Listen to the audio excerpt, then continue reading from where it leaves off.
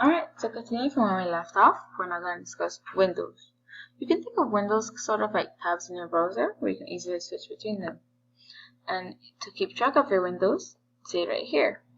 Currently, we have only one window, which is Windows 0, and the cert tells us that we're in Windows 0. You should remember windows are numbered beginning from 0. So, to create a new window, let's use the prefix Control-V followed by C. Remember, don't forget the prefix. So, Control-V, C. Now, it looks like we just cleared it, but really if you look at the bottom, we now have 0 and 1.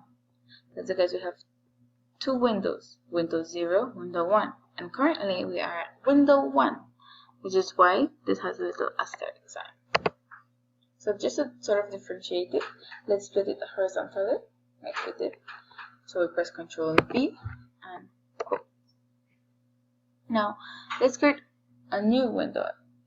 So remember, we use Control-V followed by C. Let's do that. Control-V and C.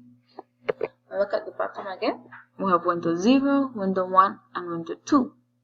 Now Window 2 is where we're currently at, and you can do that because of the asterisk. So it sort of helps you keep track.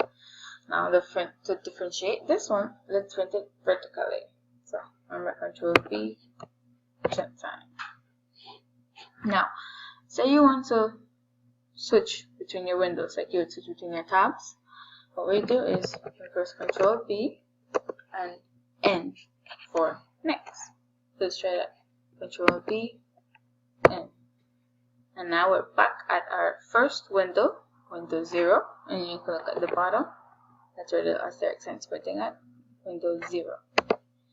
Now, let's say we want to go back to our third window, which is Window 2, but we don't want to go to Window 1. What we're going to do is press Control-V and P for previous.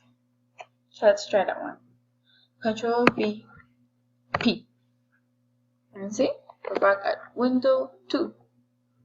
Now let's go to Window 1. So you can press Control-V and P. See?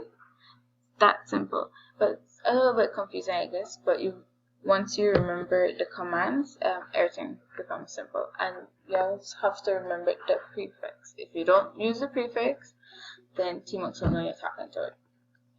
So I'm going to end this off here, and we're going to continue with the detach and attach in my next video.